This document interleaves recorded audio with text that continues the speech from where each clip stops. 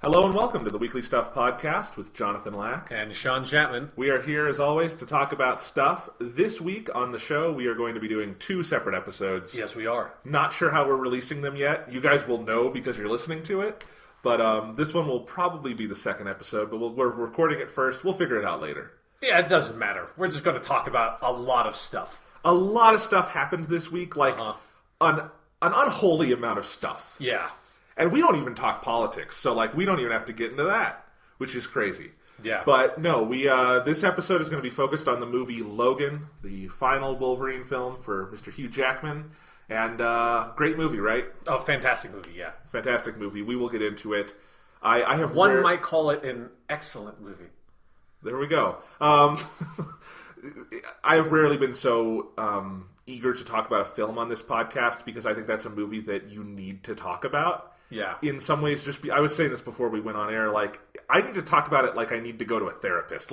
That movie worked me over. Yeah. In some heavy ways. And we will talk about it in depth in a little bit. That's going to be the focus of this episode. The other episode, which you can listen to probably right now if you haven't gone over to it, we are going to be talking about more video game stuff. Because you've been playing Horizon Zero Dawn. Yes, I have. Big PS4 exclusive for the month, the season, for the moment. Yeah. And how is it? It's a really fucking good game. Yeah. Awesome. Yeah. And we'll talk about that more in the other show. And I have been playing the Nintendo Switch, which mostly means playing The Legend of Zelda Breath of the Wild. And holy fucking shit. Yeah. You'll hear about that. I'm sure we will. Motherfucker, I love all of it. Oh my god. I don't even want to get into it right now. So that's in the other episode, video game focused episode. This is a movie focused episode. Sean, do you have any other movie TV stuff you wanted to talk about since this is the movie episode before we jump into Logan? I finished season 2 of Twin Peaks. I haven't watched the movie yet, but season 2 of Twin Peaks is not a great season of television, but it is a very entertaining season of television. It has its moments. That finale.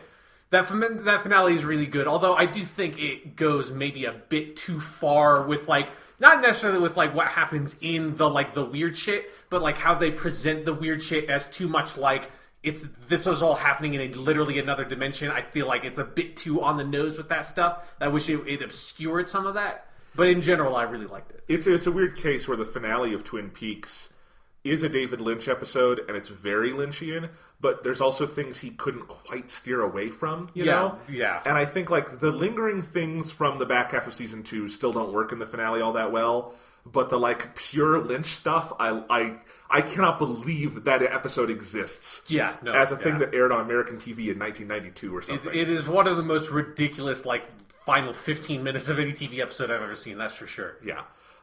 Anyway, so cool. Anything else? I don't know. There's been some a stock of trailers came out. I don't know if any of those we need to really talk about that much because the new Alien Covenant one came out. I didn't watch it.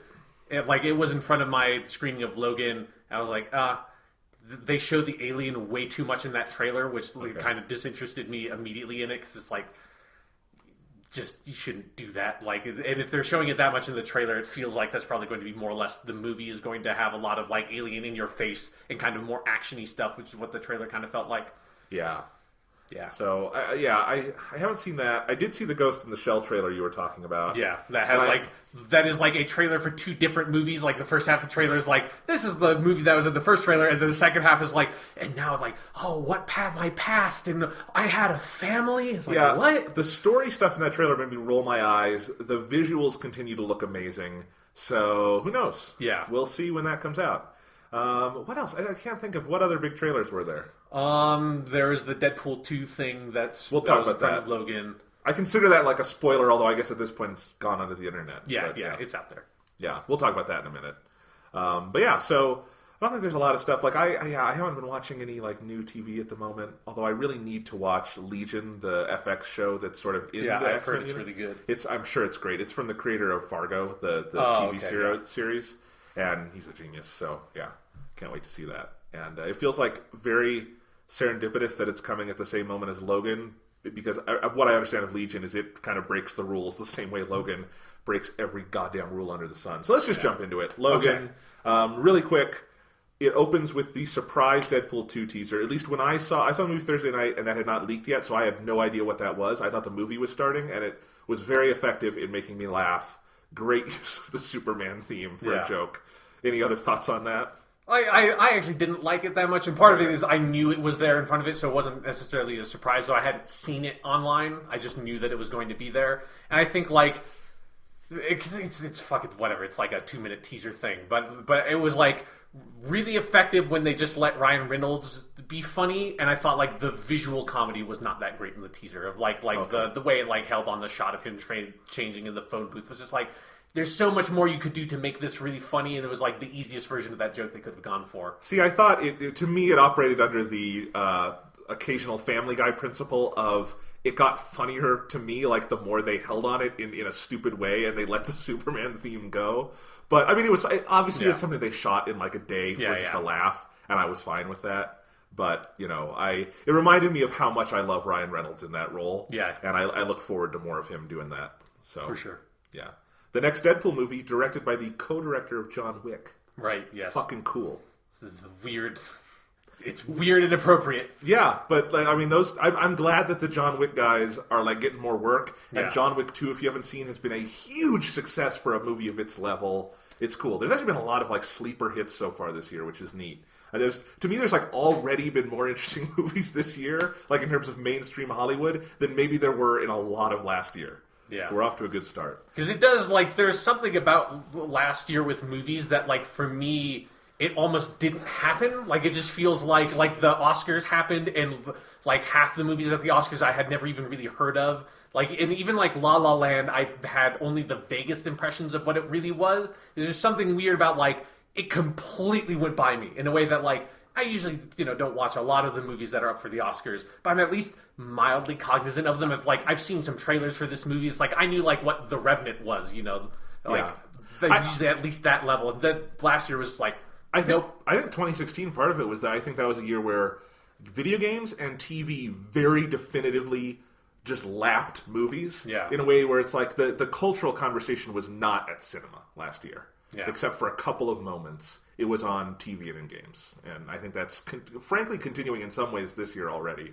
Although there's been some better movies. So anyway, let's talk about a very better movie, Logan. We'll get into spoilers in a minute, because you definitely don't want to be spoiled on this. Yeah. But let's do our spoiler-free take. We said it's great. Sean, why is it great?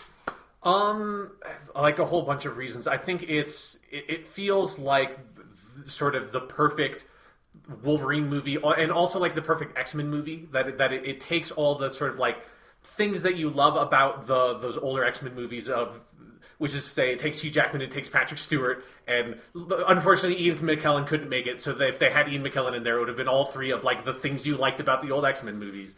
But it has Patrick Stewart and Hugh Jackman playing their characters of Wolverine and Professor X like better than they ever have, with like really fantastic writing in a really smart setting that sort of borrows and references and sort of suggests to some things you remember from some of the older movies, but never is sort of like obsessed with the continuity, never gets bogged down in the continuity and feels like it exists kind of above any like continuity higgles one might have, and it allows you just sort of like really get into the flow of the movie and sort of accept its like really dark, violent kind of Western tone that it has. It's completely standalone. Yeah, like absolutely. In a way I wasn't expecting. It like it's hard to even say if this is the definitive end for the character or something, because this feels to me like it's one possible future, but it is on an island. Yeah. And as you say, it little references, but it could be a sequel to any series of X-Men movies. Yeah. It is, and I think what it uses more than anything is your knowledge of the relationship between Wolverine and Professor X as played by these actors,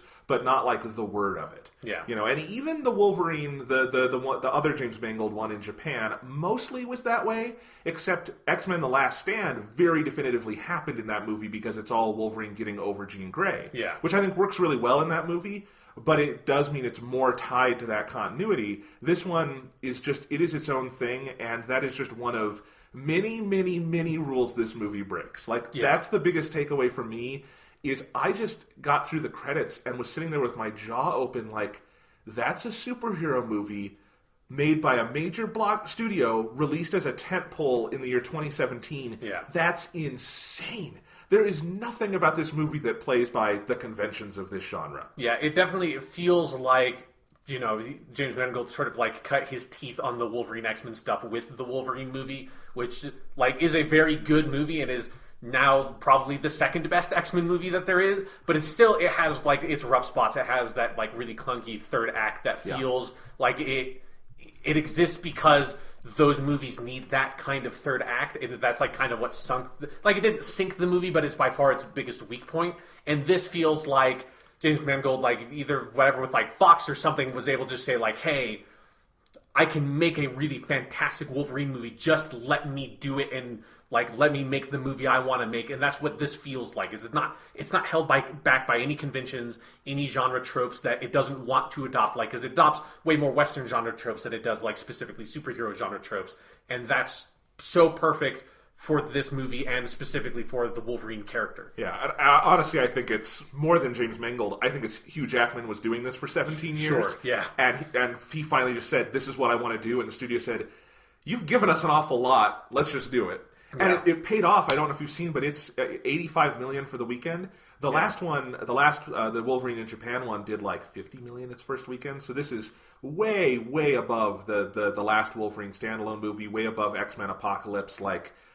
It's the same thing as I think what happened with Deadpool last year, which is that the movie is what the movie needed to be, and people respond to that really powerfully. Yeah, and the marketing was just fantastic. The trailers for this movie have been unbelievably good. So It's that Johnny Cash bump. It's that Johnny Cash, man. God, I when I finished the movie, and I had kind of a long drive home, I just put on the album that Hurt and The Man Comes Around come from, and it's a perfect mood music to decompress after this film.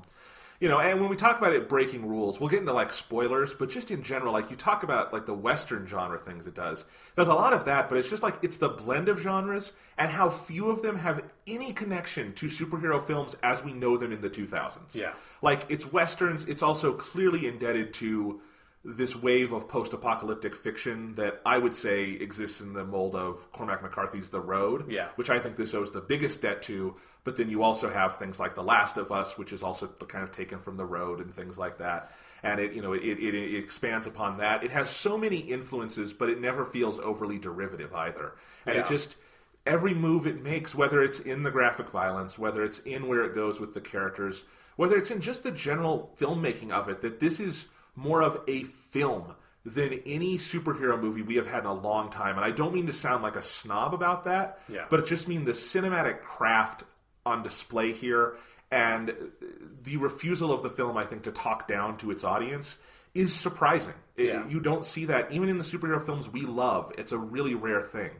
I think you have to go back a ways to see something that kind of went this far out on an artistic limb in terms of a mainstream superhero film. This just isn't the way these movies are made. And it's a great film, but it's also a profoundly surprising one on that level. And I wouldn't be surprised if I've already seen on Twitter some responses of audience members who were totally unprepared for this and kind of laughed it off because it's in such a different mold than I think they would expect of a Wolverine movie. Yeah. But I think if you go in knowing what it is and you're not being a stupid bro about it or something, it's going to land really surprisingly hard. Yeah, and it is another piece in the insane puzzle of just the incomprehensible X-Men film franchise at this point of I don't think you could have two more polar opposite fucking superhero movies than X-Men Apocalypse and Logan. X-Men Apocalypse to me is one of the most sort of dire examples of the tropes that superhero movies have fallen into with like how big that movie gets and the ridiculous fucking action climax at the end of that movie that's way too big, like sort of eschews any character development or any interest in the characters, and it's so much CGI on the screen and stuff like that. And Logan is so deeply personal and like intelligently political and all that kind of stuff is like just completely different fucking like opposite parts of the spectrum, and it's really insane to think about the fact that Fox is making those movies and presumably is going to make another X-Men movie that's a sequel to Apocalypse at some point. Who knows? It's a real question we're going to have to ask at the end once we're able to do some spoiler stuff, but I really don't think after Logan you can ever go back to a normal X-Men movie. At least unless you like do a hard reboot and really start this thing over. And do like an actual hard reboot this time. Right. Not the like that's kind of half-hard reboot they did with X-Men First Class. Right, which has led to some big ups and some big downs, but, it's such a weird case. But, it's no surprise that, Deadpool and Logan are kind of on the top of the X-Men movie pile in some ways, in part because they don't have to worry about continuity. They can just tell a story and be a movie. I mean, Deadpool worries about it to make jokes, which is great, but Logan can just be its own thing, and... yeah, it's so impressive. So let's get into some of the specifics. Yeah. Spoilers coming in 3, 2, 1. Leave if you don't want to be spoiled. So yes. Everyone you care about dies. But yeah. not everyone you care about from the old movies dies. Jesus, I don't think I ever fully understood how kids in 1986 felt after seeing Transformers the movie. Sure, yeah. This is like that. Yeah. Because I realized, right, when I was sitting down for the movie, I was like, okay, last Hugh Jackman X-Men movie. Wait, Hugh Jackman started playing Wolverine in 2000. I was 8. Yeah. You were 8. Yes. Over 2/3 of our lives, he's been playing this character. And whatever your thoughts on those movies and the kind of varying quality of them, he and this character have left such a cultural imprint. And I have such fondness and nostalgia for this guy and this performance. And not only is this the last movie with him, but they fucking kill him, and they fucking kill Professor X brutally. Yes, yeah. And, like, not only that, but in the larger kind of lore of this film, they kill everyone. Like, the movie very, like, symbolically ends with the death of the X-Men, period. Yeah. In this way that, like, I don't think I was prepared for where this movie was going to go. Even knowing, okay, R-rated Wolverine, he's gonna tear some shit up. Yes. And he does. Oh, yes. But watching him be impaled on the log and just die. Just fucking die. Like, I was 100% sure he was going to live in this movie because no matter how good it looked, I just thought, there's no way a studio superhero movie is going to let them kill Hugh Jackman Wolverine. Yeah, especially because if there's any superhero on the planet that you can do the, like, oh no, he's dead, and then he comes back thing, it's fucking Wolverine because he's got the healing shit. It's like, I don't know how many fucking comic books at this point have pulled that exact same story device of like, no, we really seriously killed him this time. See, he's like melted and his skeleton is like on top of this thing. It's like, there's no way he's coming back. And then it's like 20 issues later, it's like, yeah, okay, here's Wolverine. Of course he's alive again because it's fucking Wolverine. And there was a part of me that was thinking, oh no, if there's this small kernel of a chance that like Fox forced them to put in a scene of like the grave and his hand popping up, yes, or the fucking Batman v Superman pebbles rising from the grave. It's like, nope, he is straight up fucking dead. And they I feel like they do such a good job of over the course of the whole movie setting up that's like he is getting too old, his healing factor is wearing him down, his adamantium skeleton is starting to poison him and his healing factor can't keep up with it. Like he is on his last legs and it makes it believable that this guy is dying, which is something I was kind of surprised at because I so roll my eyes at every single time they try to make you care about Wolverine potentially dying because it's like, of course he's not going to die, he's Wolverine. But this movie can do it. It can do it, and frankly, I got to a point probably midway through the movie, maybe after Professor X dies, which we need to talk about in a second, but I got to a point where I was thinking, if he doesn't die, it's a cop-out. They are so setting it up, but I was still thinking, like, I was prepared to be disappointed by the end of the movie. Like, maybe you can come up with something where, like, it's the kind of ending where he rides off into the sunset, but you know he's going to die or something. Sure, yeah. Like, he goes off with Laura, and maybe you know they're going to have some time together, but, like, you can't unwind what they've done in this movie.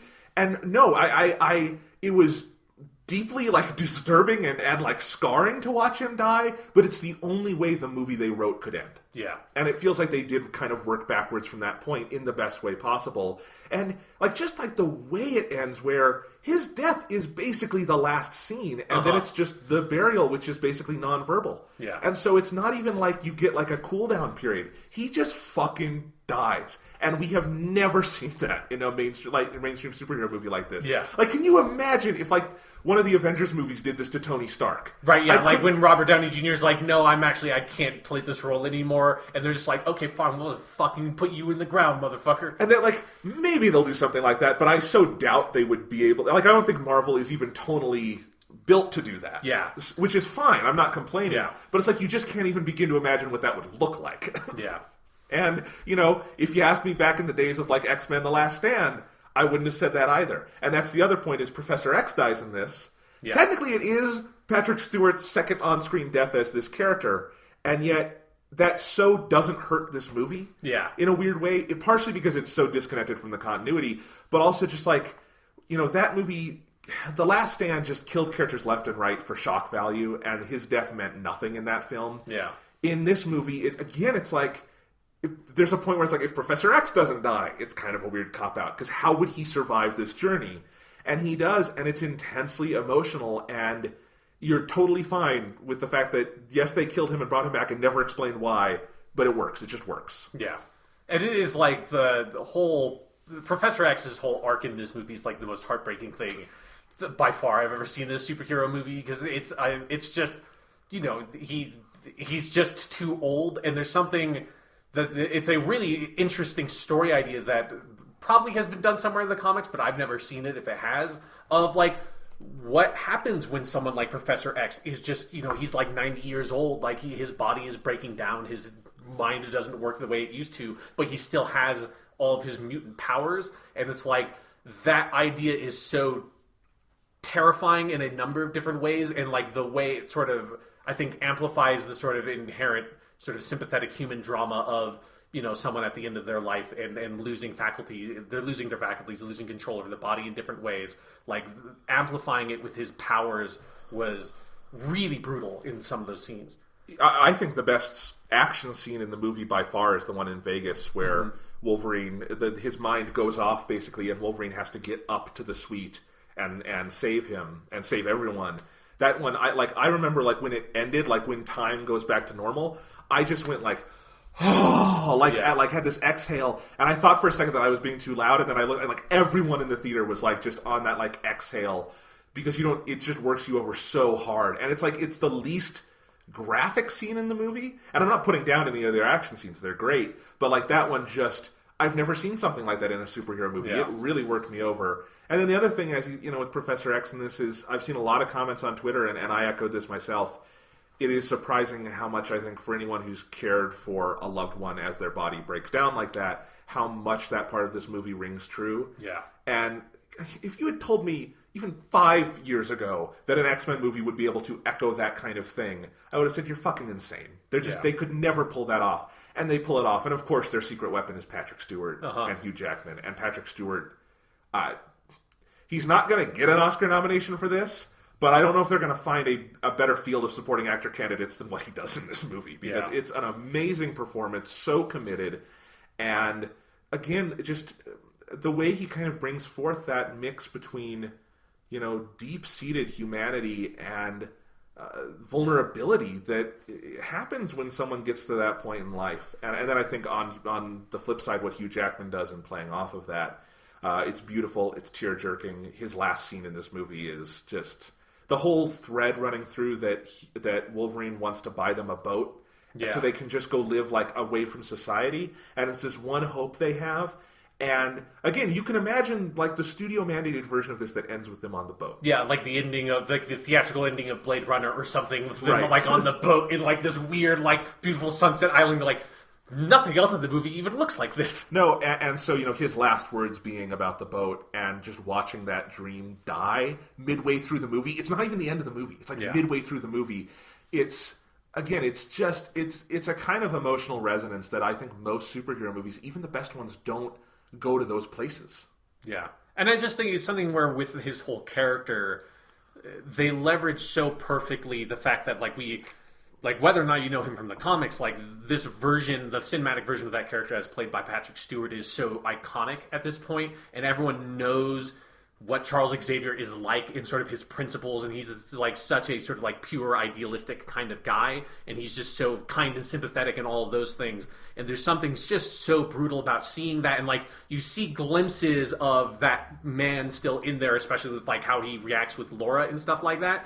But then also there is that like, you know, obviously he's in pain, like, and all that. That's where he's kind of turned to this cranky, ornery guy, and you know he has reasons for that. But there's a lot of scenes that's just kind of hard to take. That's like, you wish that he could be the dude that you saw in those older movies, but obviously, like, that's not how that works anymore. And then, like, the sort of the cherry on top of the sort of suffering sundae that they build is that he's in some way responsible for, like, not only just like the deaths of a lot of people probably in that Las Vegas scene, but then like the deaths of a lot of his mutants and stuff like that you get like little hints of that's what happened in the past, and that like his powers went out of control and a lot of people died, and like there was nothing anyone could do about it, and he has to live with that / has forgotten it and is remembering it. Like that thread is so just heart-wrenching, you know? It speaks to something I really want to talk about with this movie, which is how powerfully it lives in the moment of its storytelling. Yeah. But a big part of that is that you expect with, like, so his tragic backstory, that's a moment that you would expect to have a much fuller exposition of. Like a full flashback scene or something like that. Yeah, or a speech about it. There's none of that. The first thing you hear about it is on a radio. Yeah. And then it gets turned off, and that's it for a while. And then he sort of half monologues about it, like around the fringes right before he dies. But you never get the full exposition. You never get a full conversation between him and Logan. And so you are left to really live in that moment and fill in the blanks. And I mean this kind of on either side of the movie. Like, I love that in the end, you have no idea what Laura and the kids are going off to. Yeah. You think that there must be something there because they've come this far and we've seen enough glimpses of this stuff, but you don't know. It's left ambiguous. And on the front side of the movie, all we have is that Logan's living down on the border, taking care of Professor X, kind of hiding out from the world. And then we can kind of infer things like they must have probably gone on the run after what happened at the school, and Logan maybe is also just trying to emotionally shield Charles as much as anything so he doesn't kind of relive all this. But again, the movie refuses to sort of go further than it should in those moments and do like the full flashback or the full exposition. It just lives in the moment throughout, and that's incredible. That's not something major studio movies do. Yeah, and then also, to the same token, is what they managed to do with Wolverine and Professor X's relationship, of that they don't try to have like a big scene where they rehash of like, this is why Professor X is just this important to Wolverine. It's like you can infer some things from just what the movie gives you, but then it also builds off of, if you like remember those old movies and how much of like, right, because they sort of have, you know, Patrick Stewart has a little small speech about like, you were like a cage fighter when we found you, and like we built you up, and like I gave you a family, and like it is not sort of like trying to hammer on any sort of expositional point about that. It's just like gives you this little seed to remind you, like, right, that is like what this character has gone through, from being like this lone wolf in the woods, like literally killing people for money, like coming up now and like having cared about so much and now lost so much, and how like tight-knit their relationship is, and just them on that road trip. And the way you can just feel Logan's frustration at the sort of the situation that Charles is in, and like what has happened to him, and sort of being in this awkward position of having to take care of him, but also this intense sense of debt to that man that is so palpable. And it's really impressively done by doing that entirely on the actors and not relying on heavy scenes to get that across. Yeah. Other than one point I want to make, like a complaint I have about some exposition in relation to the plot, and we'll talk about that in a second. Like I said, you know, the movie, it's all showing, not telling. Yeah. You know, it's that first rule of screenplay or of storytelling that a lot of movies get wrong, which is you show, you don't tell. Yeah. And in this movie, like just little things like in the scene at the compound where they're being attacked, like in their little hut in Mexico, and Wolverine is trying to get Professor X out of there, and he winds up getting Laura out of there too, but he just cares about getting Charles out of there. Yeah. Like, to the point where he's being kind of a bad person in what he's doing with Laura and everything, but you also understand, like, this is like something that he could not live with himself, even more than he already can't live with himself if anything happened to Charles in this moment. Yeah. You know? And that's just those little actions. It's all about the actions these characters take. I mean, Wolverine is not a silent character in this movie by any means, but I think he probably has a lot less dialogue than in other X-Men movies, and it's because they just allow Hugh Jackman to live the character and not have to, like, as we said, monologue about anything. Yeah, one of my favorite scenes to that effect is in the sort of the middle part of the movie where they're with that one family in their house and staying there for the night, and Logan takes Charles like up to the room, and you kind of see the shot more or less from Laura's point of view of him going up the stairs and going to where the room is down the hall and going into the room and kind of like closing the door behind him with his foot and not even thinking about the fact that Laura is there, and just using that to, again, like in an entirely visual way without any line of dialogue from any of those characters, get across the sense of like, right, Logan is not paying attention to her at all, and like his focus is all on Charles, which is really important for where the movie then goes from that point, where I feel like that's where that movie sort of takes that moment to sort of reinforce that idea, because after that is obviously when Charles dies and Logan has to sort of accept that he's with this girl who is his daughter. It is amazing how much he grows as a character in this film, despite the fact that if you actually like map out the plot of this movie, there's not that many scenes, and not that many things happen. Like, big things happen, like the deaths of the two main characters, but, you know, this extended sequence at the farm they're on is a really big chunk of the movie. I didn't time it or anything, but, you know, and it's very intimate. It's all small moments. There is no saving the world here. There is no big threat. The worst thing that's going to happen is, I mean, you know, little girl's going to die, and that's terrible, but it's, you know, it's one or two or three people. It's not mass destruction. Yeah, it's not a giant sky laser destroying the Earth or whatever, you know? Yeah, it's not Apocalypse picking up a pyramid and whatever he was doing. I don't remember the end of that movie that well. It was not Apocalypse just barfing CG onto the world and being like, oh no, we're going to be digital characters now. Yeah, I mean, it really does share a lot of traits with Deadpool in that regard of not in tone or anything, but just in allowing Fox allowing these filmmakers to make movies with small stakes. Yeah. Because Deadpool, all it is he just kind of wants to punch this one dude in the face and get his girlfriend back. And it works beautifully for that film. And this movie, all it is like the motivation. I love that the motivation isn't even always clear in this film. It's kind of just survive for a while, and then for Logan, it's do right by the people I can do right by. Yeah.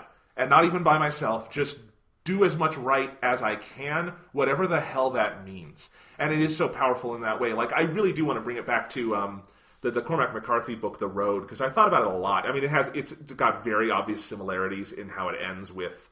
I'm going to spoil The Road for a moment, but that's okay. 15-year-old book. Yeah, it's an old book. You know, The Road ends with... The Road is a story about a father and a son in a post-apocalypse just trying... Basically, they have no goal, but they're just trying to survive. They're going to a place that they like... It's one of those stories where, like, they think there might be something good in this direction, but they don't know. Right. And the father ends up dying at the end, and then the son kind of finds a surrogate family and goes off with them. Very similar ending to this, where Logan dies... He's had Laura. Laura has this kind of emotional breakdown, but then kind of gets her strength back and goes on, and you don't know what happens. Goes on to the beautiful mountains of Canada. The beautiful mountains. God, the places they get to shoot in this movie. I do think it's kind of an inverse where the lower budget your superhero movie is, the cooler places you get to shoot. It's a weird thing. I mean, you know, they have to work hard if you don't have that budget to make shit look cool. You can't just, like, have it all be on a green screen. Yeah, and, you know, not this movie's not small budget by any means, but, like, smaller budget. Yeah. And, you know... Yeah, none of this movie, I think, looks like it's on a soundstage. The whole thing is location stuff. But anyway, I'm getting distracted. But just that kind of road to nowhere vibe that The Road has, but on that road to nowhere, immense meaning comes out of it. And I think they capture that great. And one thing I thought when I got out of the movie is, this is legitimately, in some ways, a better adaptation of that book than the actual movie they made out of The Road, which has a great performance from Viggo Mortensen, but not a lot else to recommend. It's, I think, a very rote... adaptation of that book that does not feel properly cinematic to me, and this feels properly cinematic in conveying those kinds of emotions, and it's an amazing thing. Like, I cannot wait to see what James Mangold does next. I hope to hell this has bought him license to do whatever the hell he wants. It's going to make Logan 2. I don't necessarily want Logan 2, but, I think he's a super talented director. If you look at Walk the Line, great movie, Johnny Cash movie, 3:10 to Yuma, his remake of that, phenomenal modern Western, and then these Wolverine movies. But that's a lot of, adaptations and stuff. I'd love to see what he can do with something like... I want him to make a modern Western. I want to see him do, a Western that's not a remake or a book adaptation or something, because he's got some fucking chops. Just you can look at, any scene of this movie, and it's evident. Anyway, we're kind of all over the place. But, there's so many good things to talk about. I mean, let's talk about the violence for a minute. Okay, sure. Let's talk about the violence. Holy crap. Yeah, the Wolverine cuts people up in this movie real good. Yeah. It's one of those things that it's it always feels absurd when you're making a PG or PG-13 movie or an X-Men cartoon that has Wolverine in it, and it's you do realize that this dude's superpower is literally that he has knives coming out of his hands. He heals and he has knives coming out of his hands. You need to show him cut people up. That's what this character does. He does not go around and fucking stop petty crime by webbing them up or tying them up or something. He's not Batman who just punches someone in the face and calls it a day. He rips people to shreds with his bare fucking hands. That's what he does. He's a killer. It's a weird thing where the X-Men movies for the most part have had, not in a bad way, but in a noticeable way, frequently this incongruity between how Wolverine kind of views himself and how we view him. Yeah. Because he has this intense guilt inside, and it's hard to always understand that when the violence is done in a PG-13 way, where it's yeah, you killed that dude, but there was no blood or anything. It's you don't seem unnecessarily violent, because they can never make him unnecessarily violent. Yeah. And this movie is able to kind of close that gap. The closest I think they'd come is the first 15 minutes of the Wolverine, the Japan movie, where he's out in the Canadian wilderness, and just this one little event happens and it shakes him, where he can never get away from this stuff.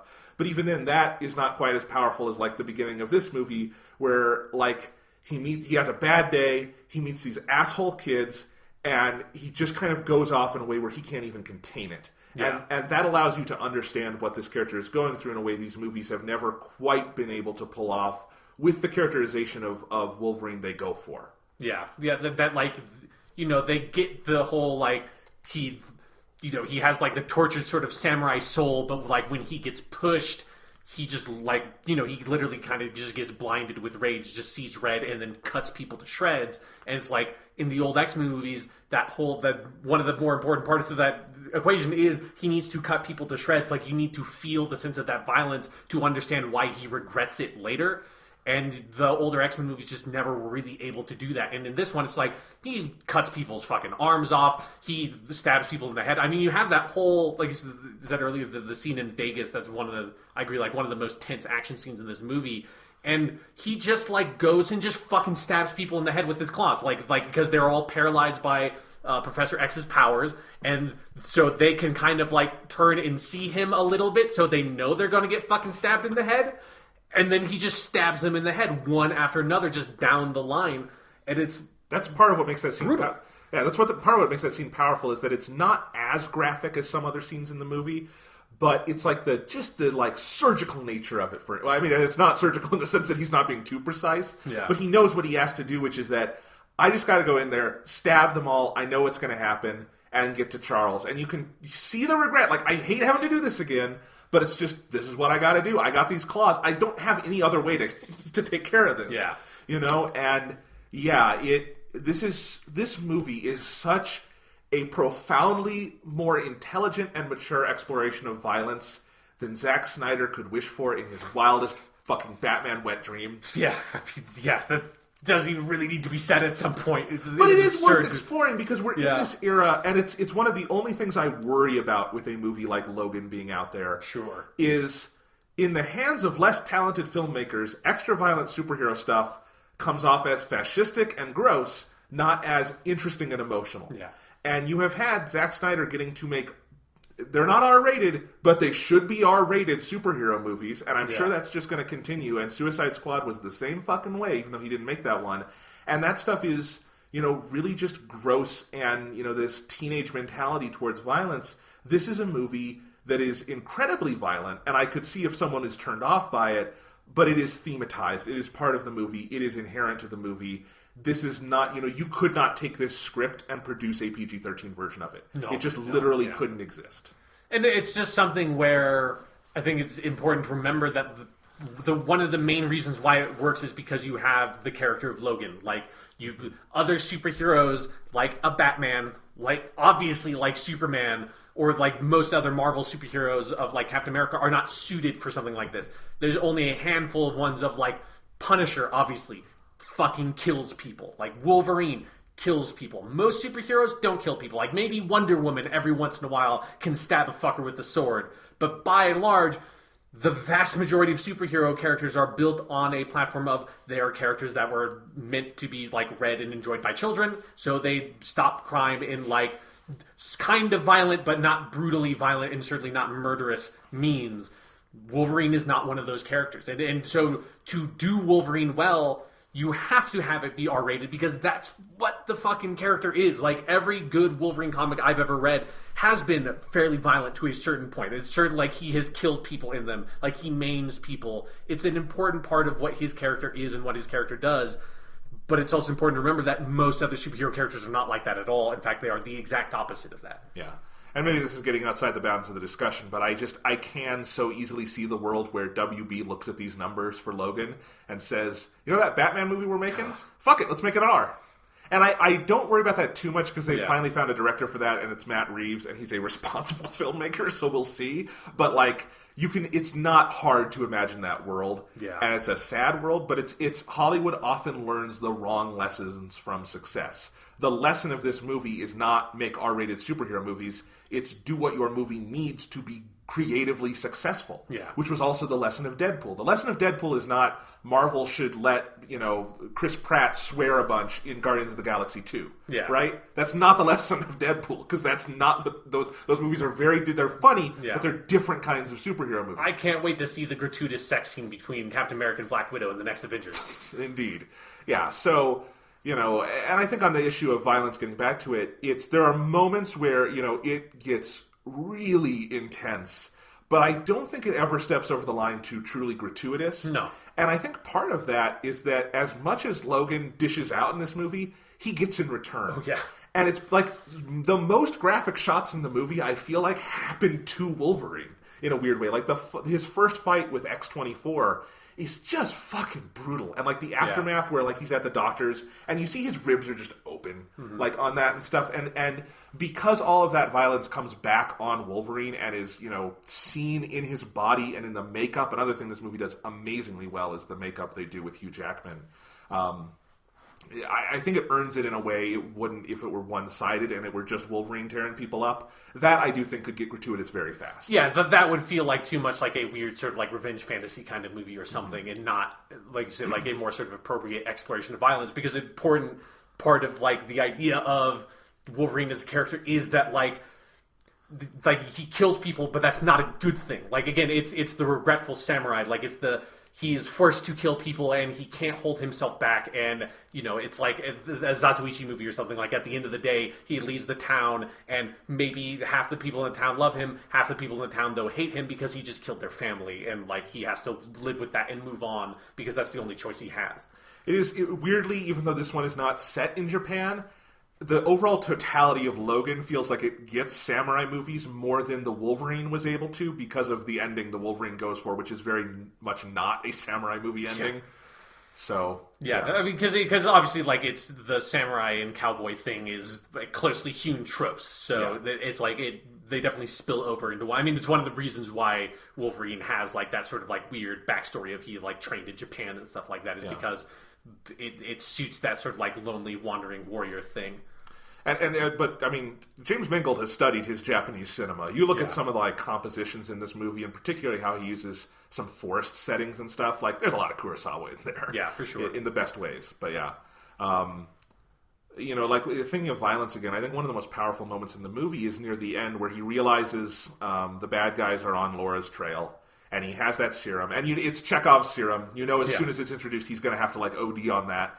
But he takes it. And there's just this resonance to it because what he's doing there is basically enabling himself to just go crazy and be violent. and he knows he has to do it in that moment. But again, it's not the revenge fantasy thing. It's with the knowledge that this is bad and will probably kill him, but it's the only thing he can do in this moment to save that little girl and her friends. Yeah. And it's a really interesting way that is set up. And again, it's the actions that drive the arc of this movie, not conversations or formal exposition. And that's amazing. Yeah, and it's something where, like, in those scenes, it's something like Hugh Jackman has done so well with the performance of the character the whole time. I feel like every time he comes back to play Wolverine, he does it better and better, is when Wolverine just can't take shit anymore and he just goes nuts. And the way, like, Hugh Jackman just fucking yells and growls in those scenes and his very, like, feral posture, it's the, like... It so perfectly captures the sensation of that character where you understand why this dude started getting called Wolverine, you know? Yeah. It's one of the few instances where it's like, yes, it is a sort of a ridiculous name for this very serious man, but you look at that dude and it's like, yeah, that's appropriate. That dude is not human at this point. His physicality in this whole movie, it's such a physical performance. Yeah. It's something he has done better and better and better with every passing X-Men movie, and he's always been good at it from the moment you meet him in that first X-Men back in 2000. It's just part of that performance. But in this movie especially, again, because so much of it is he has to convey the illness and the age and all these things through that physicality. It's really amazing. And, you know, Hugh Jackman is obviously a lot older than he was when he started playing this character. He's a little older than people are when they typically play superheroes at this point. But he's not an old dude. He's in the prime of his fitness and all these things. And that just makes it all the more amazing that he can really sell that this is an old Wolverine. This is... You know, some of the inspiration for this obviously is some of the different old man Logan stories, and he portrays that very, very well. And he's helped by makeup and things like that, but mostly it is his performance. Yeah, it's just like the way he walks with like a slight limp that sort of gets across the idea of like his healing factor is not what it used to be, like the way he can't quite read things, and you can... It's not just that, you know, Stephen Merchant has that line that keys you off to that. It's like it is the performance of like you can tell he's not this sort of like hypersensual or sensory creature anymore that like he can smell something from like a mile off, he can see things from a mile off, like his body is slowly sort of like shutting down, his powers aren't working as well as they used to. He has that like just unbelievable scene. It's such a brilliant idea of him when early on in the movie where he gets back to the sort of hideout with Stephen Merchant and Charles and stuff, and he goes into his room and sits down and has to like pull his claw all the way out because it only extended half away. Like that is such a perfect visual image to get across the idea of like he's old. He like nothing about him works anymore. And again, it's the same sort of philosophy of what happens when Charles Xavier gets old and he doesn't have full control over his mind anymore. What happens to Wolverine when he gets old? Well, his claws don't pop out as smoothly as they used to. And where his claws did pop out, it's just like weird and pussy and scarry and gross because his healing factor is not working it anymore. And those areas have been so scarred over, it's disgusting at this point. You know, like they so perfectly realize that in the makeup, in the writing, and in the performance. Or the other half of that scene where the way he has to like push the bullets out. Yeah. Like, because this movie does such a great job playing with iconography, and one of the most iconic things about live-action Wolverine is the many, many scenes we've gotten over the years where he gets a bullet and he like flexes and the bullet pops out, and it's like a cool moment where, oh, shit's about to get real, you just shot the Wolverine. And Hugh Jackman has done that scene many times, and when he does it here, it fucking hurts to watch. And, you know, even though this movie, again, it does not have, like, all these literal continuity links to the other films, it does such a good job of playing off your memories and images of those films. Yeah. And in brilliant ways, where it's the iconography, not the, like, little niche details of those films, which there's no point in going into because it makes no sense at this point, but the iconography you absolutely can play off of, and they play off it beautifully here. Yeah. Yeah, so, man. Okay, sorry, what? No, well, it's just something where and they've done this very well for a long time, but it's something with this movie and the Wolverine, it just feels so fucking cool to have a character like so perfectly represented on screen in a way that like this feels like when I would watch the Batman cartoon or something like that. I'm not sure if I've ever actually seen a Wolverine comic that actually understands this character as well as some of these movies do at this point. And that's just a really awesome phenomenon as someone who like grew up reading comics and watching the X-Men cartoon and stuff with this character. Absolutely. Like, you know, we're going to talk, I think, at the end of this maybe about Hugh Jackman's legacy in this role, because he's very clearly done with it based on how it ends. Yeah. He's done with this in the way Harrison Ford is done with Han Solo. Exactly. You know? But like, I'm not sure. Maybe Robert Downey Jr. as Iron Man. But for the most part, even the best superhero performances you can look at and say the character is still bigger than the actor, right? Sure, yeah. Like Tobey Maguire, great Spider-Man, but Spider-Man is bigger than Tobey Maguire, as we've seen by the subsequent performances. Even like Chris Evans as Captain America, he's phenomenal, but there will be more Captain Americas one day, and I'm sure they'll be great. I'm not sure you can do another live-action Wolverine. I think Hugh Jackman's performance as Wolverine, at least in the live-action sphere, for a long time to come, is bigger than the character in some way. Yeah. For the exact reason you're saying there, that the entire superhero genre as we know it, he has been there. Yeah. Like from the year 2000 when this resurgence started to now, he has seen the ups and the downs, and he has been part of X-Men movies that play to all the different trends of the time up to now, where we have this new, it's not really a trend yet, but this thing happening where superhero movies are getting, and TV shows and stuff are going further and further outside the box, and this goes further outside the box than fucking anything. And I think because it's been Hugh Jackman that whole time, I think it would be harder to recast him as Wolverine even than like a Robert Downey Jr. as Tony Stark. Because it's just a different kind of context for it, you know? And it's also the fact that he has played this character in so many capacities that, like, don't necessarily overlap, that it's like the continuity of the X-Men movies is so bizarre at this point that it feels like, some of the, like, sort of vague events of the older X-Men movies certainly may have happened in the history of Logan, but, like, you don't see that, like, side to side. Like, you don't see... Like in my mind's eye, I do not see that, like, in the past in Logan, fucking everyone was wearing the leather jumpsuits or whatever from the original X-Men movie. Like, that did not happen in that universe because it is like that kind of X-Men movie. It's not trying to sort of deliberately be a continuation of that story. And an element of that does feel like that Hugh Jackman is the Wolverine. Like, he can be Wolverine from the future, he can be Wolverine from the past, he can be Wolverine from an alternate dimension. He's just Wolverine. It's not like Robert Downey Jr. is Tony Stark in this one very specific, like, linear continuity that you can look at from the beginning to eventually whenever he leaves that part to the end, and he will have always been contained within that continuity, and you can absolutely have, like, a different continuity that has a different person playing Tony Stark, and it wouldn't probably be that much of a thing. Yeah. Like, I saw a really cool interview with Hugh Jackman and Patrick Stewart where they were just hanging out answering some internet questions. And, Patrick Stewart asked at one point, here he was asked something about who the next Wolverine should be or something. And he kind of threw it to Hugh Jackman, and he was so kind of nonchalant about it, which is just, of course there will be someone else. And he has totally made his peace with that.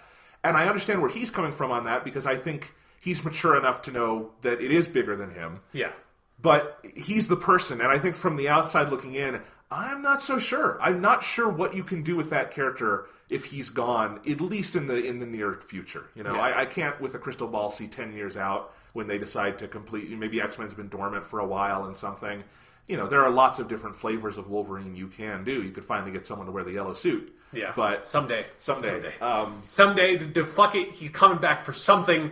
We're getting his ass in that yellow fucking suit at some point. God damn it! It might have to be like an SNL skit, but I will take whatever I can get as long as it is a well-made suit. Yes. Anyway, so yeah, but getting back on track, there's a character we haven't talked about in depth, which is Laura. Yeah. And holy crap, great character. Unbelievable character and performance. That performance was absolutely fucking mind-blowing to me. Mind-blowing, and I want to look up her name. So I'm going to look up her name really quick, but talk about why Laura is a great character. It is... One, it is a really, really great execution on an idea I've never really been that into, which is the X-23 character, which is basically like Lady Wolverine. It's a girl that has Wolverine's powers. And here they managed to make that really interesting because she's not just like Wolverine. It's because she's a little girl instead of being like basically a woman, which is every version I've seen in the comics is she's already basically full grown by the time Wolverine meets her. And it's getting to see this girl that obviously like is Logan's biological daughter and it has a lot of similar sort of traits that he has, but she's sort of still growing up and still learning, and him having to sort of see that in her and then accept at some point that's like, I am her dad, and I'm also the only other person on the planet that can understand kind of what she is going through with some of this stuff of being a person whose body is literally a weapon. And that character arc is so perfect for him and for like this father, really sort of dysfunctional father-daughter relationship they have that kind of finally blossoms by the end of the movie. It's just such a perfect idea of how to make use of that like kind of very stock, boring concept for a character and translating it for this movie. It is true. There are plenty of things in this movie that on paper could be really bad. Yeah. It's all about the execution. And, with that in mind, I just looked up her name. The girl's name is Daphne Keane. And what a find. She's phenomenal in this. Throughout she's nonverbal for most of the film. And she's great. Like it's a performance. She's not a prop, which you can easily imagine this character being in this kind of movie, and frankly often would be. She's not. She's a fully blown character. It's a fully blown performance. It's a great performance. And then when she does start talking, I love that they allow a lot of her dialogue to be in Spanish. Yeah, so much at first that you don't really know if she speaks English or not at first, which I was really kind of taken aback by that because I just assumed, she probably, because I knew she was going to have to talk at some point in the movie, but I just assumed she'll speak English maybe with a bit of an accent and that's what they will go for. And it's nope, she has long lines of completely unsubtitled Spanish in the movie. Yeah, and if I were to make isn't it not a complaint, but something I would have liked to see more of, she often has to speak English to Wolverine. Yeah. I almost wish he just started speaking Spanish, because I can buy that Logan would have learned some Spanish on the border. Maybe. And go the other way. But, it is not a problem, but, it's just cool that she just gets to speak Spanish. That's a little thing, but a big thing. And, her performance is great. And, good God, by the time you get to that last scene, it's hard in one movie like this, to 1 out of 9 Wolverine movies, or however many he's been in now, to end with this little girl calling him daddy and crying over his dead body. That could go south so easily if you didn't do it right, but it works. And it's half it's about the actual relationship they shared, and half it's because in some ways they didn't get to fulfill their arc, because he didn't get to go and live and be her dad, and she's crying for something that was lost but was maybe possible at some point. And all of that just works so powerfully. And just thematically, the way they do this, it's not a dumb gimmick. She's not a clone of him or anything. She's a little girl who's thrust into a situation that he recognizes, and part of why he's standoffish to her is he doesn't want to look in that mirror, and think the things that happened to me could happen to her. And his death means something in this movie, and means more than just we're killing the character off, because he gets to impart whatever wisdom he has that hopefully she will have a better life than he did. Yeah. And maybe she can. That's what makes... If there's any glimmer of hope, it's that, he gets to say those words to her. And this is the moment where the movie broke me a little bit of, don't be what they made you. And that's something he basically... That's one of the most specific callbacks to an old X-Men movie, because that's something, Xavier has said to him at some point. But it just works beautifully because he died for that, to say maybe this next generation can live a happier life than we did. Yeah, like he manages to give her this hope for a life that he could never have, because he didn't have someone like Logan for him when he was a kid. Like his life was shit from the beginning. Even if because I've never seen the fucking X-Men Origins Wolverine movie, because I know it's terrible. I don't have any interest in seeing it. Sean, if you've seen X2, you've seen all the plot in the Origins. Okay, movie. That's good to know, because it is even though the movies. There's sort of some of the movies go more into it than others. The movies have never sort of tried to fully cover his past, because you don't want to know everything about what Wolverine's past was like. But everyone has the general idea of he had a fucking shitty life, and he's 150 or something years old at this point, and he has lived through wars. He's killed so many people, and he's never had, up until when he starts to sort of join the X-Men, he's never had real family. He's just been sort of manipulated and abused by people his whole life, and that have turned him into a weapon and used him as a soldier, and then literally turned him into the Weapon X program. And that's the life he had until he was older than any other living person on the planet probably.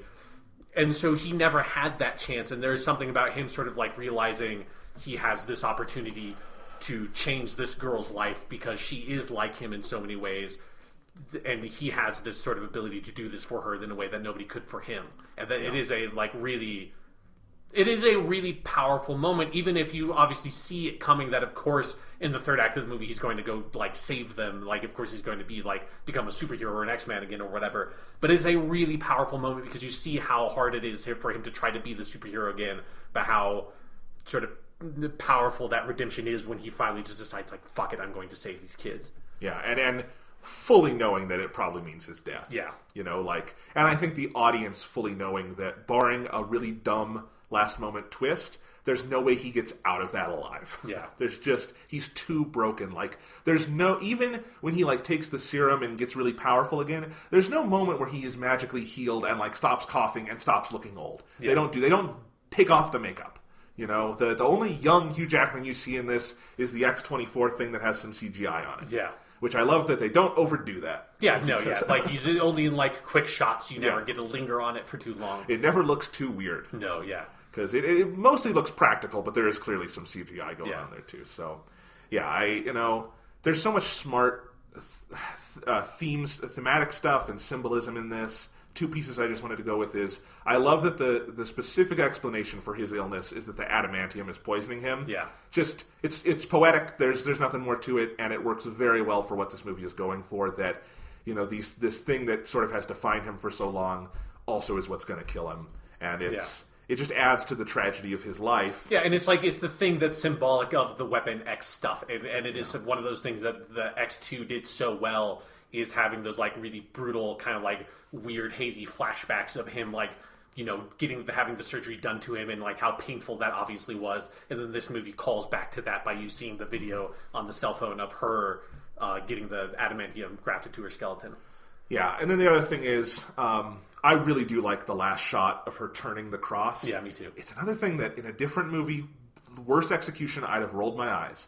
But I think it works beautifully here, especially because they've pretty firmly established that he's the last X-Men. Yeah. Like, that's it for these... And that's part of why it feels like your childhood is dying, but also, like, I don't know how they make another movie after this, because they're fucking dead. And even if you consider this as kind of on its own island, you still saw it. And it's like, it is symbolically that this generation is done, and it's been passed to those kids, who are mutants, but in a very different way. Yeah. You know, and it's such a... It's just the movie doesn't pull any punches. There's, you would half expect that a movie with the premise of mutants kind of being gone, it's very Children of Men-esque in that way. Another kind of post-apocalyptic thing I think it borrows from. You would kind of expect that at some point they would find, like, here's the cure for mutants, you know? And Laura, I'm going to give this to you and you're going to make more mutants. That's not the ending of this movie. No. There's no redemption in that way. There is in a more, like, spiritual passing the torch way, but there's no salvation for these characters. And it's amazing that, I mean, forget superhero movies. Major studio movies don't go there. They just don't, you know? Transformers 5 is not going to, or whatever we're on, is not going to have, like, Optimus... I think it is 5. Yeah. I mean, Optimus Prime has died before. It's not going to go to that kind of place where it's like, Transformers are really gone. Yeah. You know? Like, that's just not a thing these kinds of movies do. Yeah, no. It's such a powerful ending, partially because of something we haven't touched on too much yet is, like, the kind of the political background of this movie, and how sort of, like, it is such a perfect movie for this moment the villain in this movie is the American government, and the moment of sort of triumph at the end of this movie of, like, the hero's quest succeeding is that all these Mexican children flee the Northern American border into Canada. It's like they get the fuck out of America and go to Canada because that's where they are going to be safe, because the American government is maybe not working in the people's best interests in this movie. For a film that was, probably made and scripted, a year, 2 years ago. Yeah. Weirdly prescient. Yeah. Not that those things weren't in the ether, but to the level that they are, this movie, as you say, feels very of the moment. Yeah, of just, like, the whole... Because it is just something where, you watch this movie and then you go home and you see some fucking story about a bunch of, like, border agents going and like, separating... Or, like, Donald Trump saying, oh, let's, like, separate the women and the children and, like, separate these children from their mothers when they're, like, trying to get over here. It's like, okay, yeah, no, like, that is something that asshole dude with the robot hand would do in this movie, right? Like, that's the kind of attitude they have. That's the way they operate. And it's like, I think it's no sort of coincidence, and it's also really amazing that one of the main, if like not maybe like kind of the most main character of the movie is actually like a 10-year-old Mexican girl, Yeah. And it's a story as much about her as it is about like Hugh Jackman, the big Australian dude with an American like pretend accent. I mean, if he's in a scene, she's probably in that scene too. Exactly, She's in a lot of this movie, yeah. So it feels, again, like it feels like it is so of this political moment in a way that it was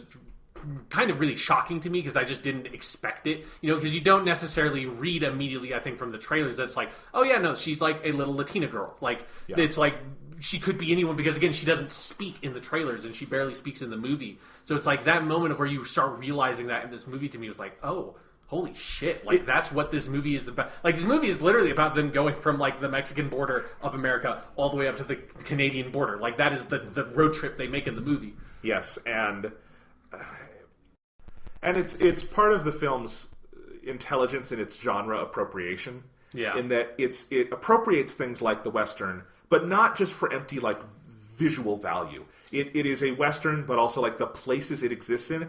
He's not just in Mexico at the beginning, so you have those vistas. Yeah. That's part of it, but then they thematize that in the ways you're saying. They don't just go to the northern border of Canada because that's a cool place to have an action sequence with Wolverine, or the southern border of Canada, northern border of the US, because it's a cool place to have an action scene. It's because that is thematized in the story they're telling. It's these Western locations, it's these powerful aesthetic vistas and everything, but there is also, deep underlying thematic foundations to all of that.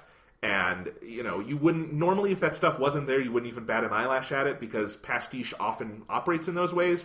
But this is a genre pastiche that is very intelligent about what it's riffing on. Yeah, I mean, it is no coincidence again that, like, the only places where you kind of feel safe in this movie are like when you're not in America. It's like when you're like right about to get out of America, because it's the whole base that Logan has with that where he has Stephen Merchant and Professor X sort of like hold away is in Mexico. It's like right on the other side of the border because that's where he's like, okay, they might be safe here, and it takes the American authorities or whatever joining forces with the Mexican government to like do the raid on their place. Like it's and that like.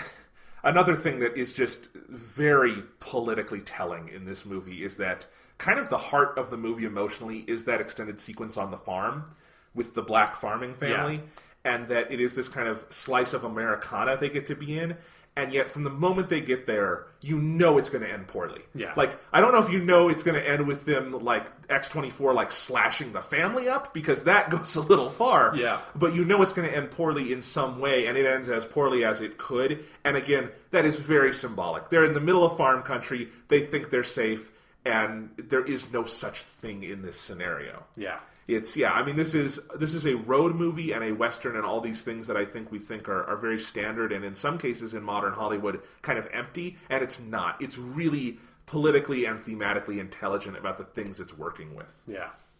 So, it's just, what a great fucking movie. Mm-hmm. The other thing I need to mention from like just a technical standpoint is, the cinematography is amazing. Yeah. You can't not mention that. The score by Marco Beltrami, fantastic. It's a really great score in that it also has to traffic in some of the Western stuff and those things. But it's its own thing. And there's just moments where I didn't even realize how good and well integrated the score was. Because we've sadly gotten to a place where I think a lot of scores in superhero movies are just kind of filler. They're there to be there. Yeah, they just feel really generic most of the time. This did not feel. I think Marco Beltrami, who's a really talented composer, did really, really good work here. Yeah. So it's the one thing the movie could have used is that when she takes the cross and she turns it into an X, it should have done the from the cartoon. Obviously, that theme has never been in the movies in any way. It's a totally different thing, but that would have been fucking rad if that had to happen. Just like, just quietly on the wind, like not even like in your face. It's just like she turns across. Oh my god, if there is not already a thing of that on YouTube from like a pirated copy of this movie, I would be surprised. Someone has to do that. Like, she turns it, they walk away, and then it just comes in full force. Yeah. Or that's like the opening of someone's sick X-Men movie AMV, they just and then it goes into just like clips from all the different movies really hastily edited together. Can you imagine if, like, instead of going into the credits with Johnny Cash, they had done that? Yeah. Like, it's silent, it cuts to black, and then da-da-da-da-da-da-da-da. Yeah, that would have been so fucking good.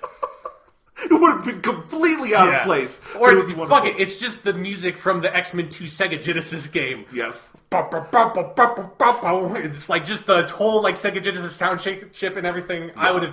I would have been clapping at the end of that movie. The X-Men movies actually tend to have some pretty good music, but the X-Men games and animated show have some really good music. It's a real fucking catchy music. Yeah. So let's talk about this in a more holistic sense. Okay. Great movie. I want to talk about kind of where this leaves X-Men, where this kind of ranks with other superhero movies, and what we think of Hugh Jackman and Patrick Stewart. We should note this is also very probably Patrick Stewart's last time doing this. He said that before, and he thought his last time was going to be Days of Future Past. Obviously, they didn't know they were going to have this opportunity. I don't see another opportunity arising for these two again. Yeah. But I think I want to start with kind of that question of where do the X-Men movies go next, because they've been in a weird place where the last couple of movies, some of them have been really good. Deadpool's great. This is great. I think Days of Future Past is as good a version of like that kind of mode of X-Men movie that they've been trying to make for a long time as you can probably get. Yeah. But Apocalypse showed there are clearly limitations to that. And other than possibly, there's Deadpool 2, and other than the New Mutants movie they've been kind of trying to get made for a while, it's not clear what Fox has on the calendar going forward. And I think some of it's probably just wait and see, like, what do Deadpool and Logan do at the box office as these heavy R-rated movies? Deadpool is heavily R-rated, but is not a heavy movie, whereas Logan is both heavily R-rated and a heavy movie. Yes. If you were Fox, what would you say is the next thing you have to do with X-Men, other than, like, Deadpool can continue on its own path? Well, obviously you make the hard R Cyclops movie where he's just blowing people's heads off with his optic beams. That's where I would go. I would try to get Jennifer Lawrence back and do the hard R Mystique movie. I almost said the hard R Mysterio movie. I would also see a hard R Mysterio movie. That would be very different. They're also talking about at some point doing a Gambit movie with Channing Tatum. That's never going to happen. It's never going to happen. If they haven't made turned Gambit into a thing by now, they're never going to fucking make it happen. Well, he's only been in one of them. He was in the X-Men Origins movie. Yeah, it was a really unfortunate thing they did with that. But not everything can be Deadpool. Well, yeah, and I'm saying they got Deadpool back. I don't know unless there is someone like Ryan Reynolds who wants to do Gambit like that. I'm just not sure it'll happen. Yeah, this is the tough thing with X-Men is the best X-Men movies pretty much unequivocally are not the ensemble movies. Mm-hmm. They are the solo movies in different ways. The Wolverine, Logan, and Deadpool are the best ones, right? Yeah. And the ensemble movies, I think X2 and Days of Future Past come close to greatness in different ways, but there are inherent limitations. I think you could do a great ensemble X-Men movie. Oh, yeah, it's absolutely possible, because there are plenty of great ensemble movies that exist. Sure, and in superhero terms, I think, you have, the Avengers as evidence. Yes. But, frankly, I think you need someone with a vision like a Joss Whedon. And I don't think he probably ever... I'm not saying it has to be specifically Joss Whedon, although that dude has literally written X-Men. Yeah, so he's written some of my favorite X-Men comics. So he'd know what to do with it. Yeah. Although I don't think he ever wants to make a big movie again. I think he's probably hiding in the woods somewhere. Yeah. After Age of Ultron. He's probably trying to destroy all color cameras. It's everything's just black and white, simple. Everything is just a black and white Shakespeare film in my backyard. It worked so perfectly. Yes. Amy Acker is going to live in my house and star in quirky movies. All of my friends are just going to live in my house, and we're going to make black and white quirky Shakespeare comedies in my backyard. And Nathan Fillion is going to sleep right next to me because he's my friend. That would not be a bad career path for Mr. Joss Whedon. that would be the best career path. Indeed. He's going to make a fucking, Firefly, the reboot, but it's all just going to be Shakespearean dialogue. It's going to be like Macbeth or something. That'd be so great if he trolled the whole, Firefly fan base by getting the 9... one of them's dead, sadly. Yeah. But the other surviving Firefly cast members and doing a Shakespeare movie, but with no reference to Firefly. It's just the actors. Yeah, that'd be really great. No, but, I think... my thought when I got out of the movie is Fox either needs to retire X-Men for a while and reboot it down the line, or I actually don't know what the other response is. Yeah. I think the New Mutants thing, I've heard some things about that. That sounds like it could be fun, of trying to do, just focus on some, kid mutants and do a more family-friendly kind of thing. Sure. And I know they've got, I forget the guy's name who's attached to that, but I know he's a smart guy who's wanted to do that for a while, and they've got a good, comics basis to base that on. But I just don't, because I don't need them to take, the Jean Grey they did in Apocalypse and rehash the whole fucking Phoenix saga. Yeah, God, I really don't want them to do that. I think Fox, even, they've had success lately with X-Men, but Apocalypse was the least successful of, the last 5 X-Men movies. So I think they hit a wall with that. Yeah. And I'm just not sure where you go next. Clearly, hopefully, they don't try to get Jennifer Lawrence back for anything, because she doesn't want to do any of this. No. I think James McAvoy and Michael Fassbender looked a little bored last time, too. So, it's just, I think they're at a weird crossroads. And I think it's maybe time, again, other than like Deadpool, which can be its own thing, to take a step back and retire at least certain parts of this. Yeah, like for me, I think that you have like the two paths of like either you know, obviously like Deadpool will be a thing for as long as that franchise can be successful. And then maybe you can also be like, okay, we can take some other X-Men characters and do a like, you know, small, like maybe 2 or 3 X-Men characters in one movie and stuff like that, and then kind of try to do the more focused on single characters, or you wait a little bit and like, I think there is a cool idea of having like let's just like basically reboot X-Men and go with something that is more comic booky, that is more in that mold, that feels more like what I said in our Deadpool review episode, which is I kind of really want an X-Men movie that's all about like the teenage fucking like Nega Bomb Care, whatever her name is, her Negasonic Teenage Warhead. Yes, Negasonic Teenage Warhead. Thank you very much. Her and Colossus and like maybe Cyclops and Jean Grey or something, all just hanging out at the mansion doing stupid shit, and then maybe they get called out on like a smaller sort of job that the X-Men do. Like that is an X-Men movie I would be interested in. I don't know if Fox is interested or capable of making that kind of movie, but that's like if you want to have X-Men as like a brand be a big thing and not just be individual characters from the X-Men universe be a thing, that's how I would want them to do it. I think they should take a couple years. I think they should find a young director who is hungry to do this. Yeah. Make a movie like, call it The Astonishing X-Men. Yeah. And just start over. And doesn't have to tell any story they've already told. Doesn't even have to have Wolverine in it. Maybe leave him. I mean, because I think that's also the only way you can get away with making an X-Men movie that does not have a Wolverine character in it. Because it's like, I think it would be hard to recast him. But if you have a totally fresh, like younger cast, you don't need to have a Wolverine necessarily in there as long as you build it from the ground up to support that. Yeah. Do Cyclops right. Yes. Do Jean Grey right. Some of these main characters. Get people like... We have a great Colossus out there. Yeah, Get that dude into something. Bring Negasonic Teenage Warhead back, because she was great. Yeah. Even though she's really obscure. But, like, you know, just... Yeah, I think you could put something together very much in that Marvel mold and have fun with it. And that's all they need to do. You know, Fox has very clearly shown that they are willing to take risks with this series. And at this point, what we're describing would kind of be a risk, but it would be the right risk. Yeah. And because it is also something that where, unlike Fantastic Four, I kind of don't want Marvel to get X-Men back, because I think like that's just so much. That's so much to like think of like Marvel putting X-Men into their cinematic universe and stuff, especially because X-Men in the comics has always kind of been a sort of a different thing than the rest of the Marvel universe. That there's something cool to me about the idea of like them just kind of being off and doing their own thing, because it just opens up so much crazy shit when you like have to have mutants be a thing also. That I like the idea of Fox holding on to that and not giving it away to Marvel. I just hope that they can find something interesting to do with it that is not X-Men Apocalypse 2, because I have no interest in seeing that. Like, I really did not like X-Men Apocalypse at all. They also just I don't want to harp on the continuity too much, but there's just no way to do another like James McAvoy one where that makes any amount of sense. Yeah, right. Because the next time you would do the time jump, you'd be at fucking 2000, right? So you'd be back at X-Men 1. It's like, that would fucking just destroy my brain at some point. It would be very weird. And yeah, so anyway, that's that.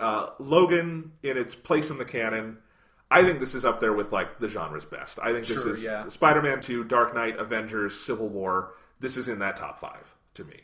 Yeah. It's definitely the best X-Men movie. Yeah. It's one of the best movies to come out of this genre. Like whatever flavor or style you want, it's up there. And then I mean, we talked a lot about Patrick Stewart. He's so great. He's such a wonderful human being. But Mr. Hugh Jackman, holy crap! Pour one out for that performance, our because Australian friend. 17 years playing this character.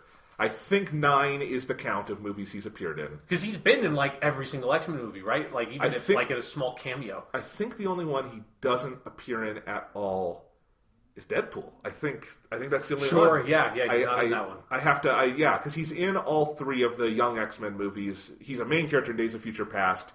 He has that great cameo in First Class. Brilliant cameo. And he has that terrible cameo in Apocalypse. Yes, that one is not quite as good. And then, of course, he's in the original 3. He's had 3 movies of his own now. So, yeah, I think the only one is Deadpool. Although Ryan Reynolds wears the mask at one point, which is a good joke. But other than that, you do not. He is not physically on set for that movie.